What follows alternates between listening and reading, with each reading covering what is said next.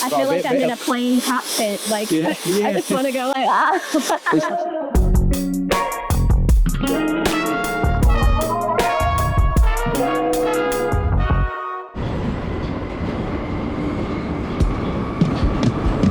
I'm always saying that beautiful design and beautiful objects can be found around you all the time, even when you're traveling, even on transport. And today I am here at the London Transport Museum Depot, which is extremely cool, by the way, to talk about Moquette fabric, which is right underneath you as you're traveling around. We're going to talk about what goes into the design of these materials, and later we're going to visit Camira Fabrics, who actually produce these materials, and we're going to see how it's all done. So this should be really fun. This is Georgia Morley and her fabulous Moquette-themed socks. She's a curator at the London Transport Museum, and she kindly gave me an introduction to the use of Moquette fabrics on London transport vehicles. So the term's been used from the 18th century, and it's a term which is used to describe heavy fabrics in general. Was it associated with transport early on? When you come to the 19th century, that's when it really started to be used on the railways. And then coming to the beginning of the 20th century, that's when it started to be used by London Transport. So on the underground buses, trams and trolley buses. So the first design, specifically designed Moquette, was in 1923. And that Moquette was inspired by Art Deco and was used across the whole network. Is the thinking that this is hard-wearing material? It doesn't show dirt? Like, what are the benefits to using this versus something else? The main benefit is that it's durable. In the past, it used to have to last 8 to 12 years, one Moquette on one seat. Yeah. But also the patterns, the design, and the weave is all specifically designed so that it hides wear and tear. There are a lot of considerations that go into planning a Moquette design, and one of the things I found really interesting was the thinking behind the color choices. So kind of late 1980s, early 1990s, that's when you started to find Moquettes which had a bit of a line identity. So it would often include colours associated with that underground line. The Central Line, for example, had a design in 1994, which was called Central Line Check by Jonathan Southcott.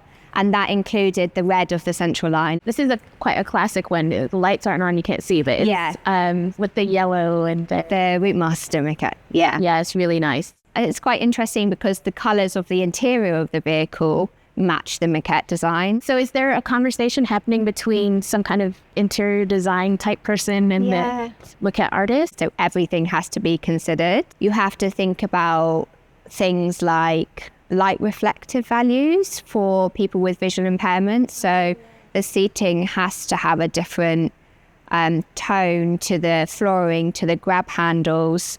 So it all has to be thought about as a whole. You ever see something a million times and then one day someone explains that the whole time it was full of cool hidden pictures that you'd never noticed? Yeah, you can watch that happen to me in real time when Georgia and I talk about the Barman Moquette fabric. This is the original Barman Moquette in the blue and red, and then the colours were changed for the Bakerloo line and also for the Piccadilly line. Is it, in fact, because I've always assumed it was, based on London's skyline? It is. Okay. Yeah. I mean, I didn't think I was a genius in thinking that, but it looks like the London Eye and all of that. So you have the London Eye here, and then you've got St. Paul's here. Oh my gosh. So it's actually two. It's four. To get, okay. 4 landmarks. So then you've got Big Ben here. Can you see that? The tower's here and the clock faces there. Oh. And then you've also got a Tower Bridge. So these are 2 of the towers here. Then the bridge goes across here, and then these are the other 2 towers on the other end. I only ever noticed the most obvious element. Yeah. I didn't know that St. Paul's and all, that's really clever, the way they've joined it all up. Yeah. Yeah. This is designed by Wallace Sewell, who are a textiles duo. So it's Emma Sewell and Harriet Wallace-Jones. Okay. They designed this in 2008, and it was actually a competition. And they kind of submitted this one saying, we don't think it's going to go very far. Yeah. And this was the one that was actually picked in the end. The last stop on my tour was the small object storage, where they keep things like models and Moquette samples, and Georgia talked me through some cool designs from throughout the decades. These are by Enid Marks. So on the left-hand side, that's 1936. That was her first design for London Transport.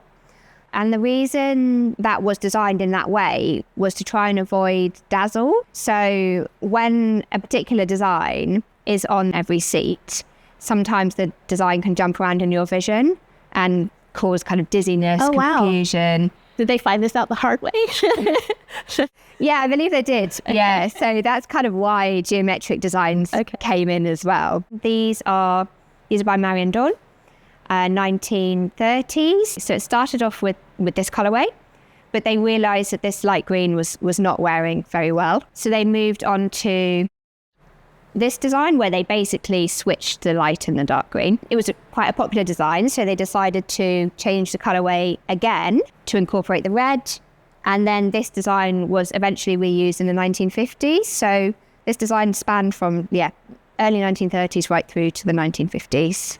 I feel like you could use any of those today and no one would think any differently. Yeah, they're really timeless. I do also love this design, but we do call it the Marmite design because some people absolutely hate it. Really? And some I would people have love a full it. chair with that in my house. Yeah. The fashions come back around, but they're also inspired. So this one, this is 2007. And that design is by Wallace Sewell. And they're very inspired by the early 1930s, so Enid Marks, Marion Dawn. And this one is for the overground. So again, the colour scheme is matching the orange. Yeah. Here you've got the kind of introduction of priority seating Moquette as well. Yes. So they're different colour schemes or slightly adapting the colours to indicate which is a priority seat and which is a standard seating. My adventures at the Transport Museum Depot may have come to an end, but next up, it was time for me to hop on a train to visit the town of Meltham in Yorkshire so that I could visit the Camira facilities and learn more about how Moquette fabric is made. I needed to put on this jazzy outfit, and then I was ready to head into the factory. So it's about to be noisy as we're going in, so we have headphones on. I was guided on my tour by the knowledgeable Keith and Victor, who told me all about the weaving process and a little bit about the history of Camira. Camira took over British Vertex, and then that ended the production there and combined them all together. So now you guys are the main people doing Moquette fabrics, certainly in the UK. I would say that they've got the market for the UK transport system. So let's get into it. Let's see how transport fabric is made. And everything starts, of course, with the yarn. We bring in sort of cotton yarns. They're coming from Pakistan. We've got 2 mills in Pakistan that make the yarn for us. It comes into the UK, goes to a dye house in Keighley. They dye it to the colour. So when you look at a transport fabric, you'll see these actually underneath the pile. So these make the kind of supporting structure. Oh, so this actually won't be seen? No, you won't see this. If you look down deep into the pile, you actually see these threads actually underneath. So if we move to the warping machine, all right, it holds 968 cones of yarn. And what the guy's actually doing now, he's actually doing a process called creeling. So he's putting the cones of yarn onto the machine, and then when he's fully loaded it, the creel spins around so that the cones on the outside end up being on the inside. You mentioned the word warp. What is actually the warp? Yeah, so the warp threads are the longitudinal threads down the length of the fabric, and the weft threads go across the fabric. All 968 cones of yarn, end threads, come through the machine and get pulled onto the warp beam at the front. When the machine's operating, the guy actually sits in front of the threads coming onto the beam, and he's there looking for tension variation, but also ends out. It's a long job. It can take a couple of days to actually thread the machine up. So when the warp beam is finished, it looks something like this. This is what we call preparation beams. So these aren't the final weaving beams that go into the loom, as there aren't enough ends on these beams for the weaving process. So this mix. turns into this. This, yeah. Okay. Yeah. It's very thick. Yeah. So How many yards is this, or meters? So on this beam, there's 8,315 metres. While we're here, this white kind of string, if you like, it's called the lease band. This is an important part of the weaving process, in that if this wasn't in place, we wouldn't be able to weave the fabric. So what the lease band does is separate out warp ends. It looks like it's pretty secure in there, but if that was to fall out, for example, Yeah, this is all for naught. You can't use it. yeah, that's it. As you can probably imagine, the various processes do produce some waste, but Victor tells me that they do have ways of recycling. It's actually quite a nice story. Some of it goes into recycling for mattress bedding, that type of thing. And then recently we've actually launched a couple of ranges that are based on our sort of own recycling waste. It uses the pile yarn from the Moquette. Then we shred it all back up, blend it with the virgin wool, and then we've created a new range out of it. While some processes for the maquette are done in the UK, the weaving is actually done in Lithuania. But don't worry, we can still see some looms in action making other types of fabric before we jump back into the maquette process. So this is one of our typical jacquard looms. What you see coming down, that's called a harness. So the harness controls the warp ends. Yeah, lift and lower them, then we can create patterns in the fabric. As a weaver myself, I could have looked at looms all day, but I'm here for the maquette. So, staying focused, what actually happens when the woven fabric comes back from Lithuania? They come into us in 25-metre rolls. You'll recognise the colour of those threads from upstairs. So your warp threads are on this side. Then this is the moquette. Depending on where the fabric is going and what its application, it has different finishing routes. If it's going for London Underground, it needs a lot of sort of fire retardants in a lot of treatment. And you do that here? Yeah, that all gets done here.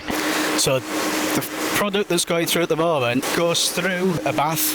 So whatever face treatment goes on there, we actually mix it in the mixing tank, gets pumped into the trough, then we apply that to the fabric. Can I come up? Yeah. These are called tenter pins. So what we can do here is control the width of the fabric as it goes into the oven, and that's kind of setting the width of the fabric. I feel like I'm in a plane cockpit. Like, Yeah. I just want to go like, ah. Now, the last process, it's called cropping. So we pass the fabric through a brushing unit. So that brushes the pile up, makes it stand on end. We pass the fabric through steam. It relaxes the fibre. And then the last point's called cropping. So we pass the fabric over a tight V, which makes the tufts stand on end. And then this shears that tops of the tufts off to give a nice, even, smooth finish onto the fabric. Once fabric has been processed, it then gets inspected. So every metre of fabric comes through an inspection frame, and we're looking for faults. And if there is a fault, is that fabric no good anymore? What we generally do is we use a process called tagging, kind of a tie wrap type thing, actually in the fabric. And then from a system point of view, we will essentially give that piece of fabric free. What we don't want to do is cut out faults, because you end up with lots of little bits of holes. That's an even bigger fault, I would say. Yeah. So from inspection then goes into warehousing tubes. Yeah. Now when the customer wants it, it's just a simple case of looking at where that piece actually is and then picking it. And it goes. That's the forklift part? Is that? Yeah, that's the forklift part. Yeah. Wow, that was really cool. Very tired after doing that tour, but it was so amazing to see. And as a weaver, I have a special appreciation for seeing these processes and nerded out a little bit to see the machines at work. Thank you so much to Camira Fabrics for having me. Also to the London Transport Museum. The depot was extremely cool to see all of those old buses and trains. And if you're jealous of the tour, which I can see why you would be, don't worry. They actually do open to the public, so you can book for yourself to go do a tour of the depot if that's your kind of thing. Well, please keep following along as I do more of these episodes. Subscribe, comment, tell a friend. It really helps to spread the word about what I'm doing and what these amazing artists and craftspeople are doing. They are the real cool heroes here. So, bye. I guess we can head back this way. Yeah.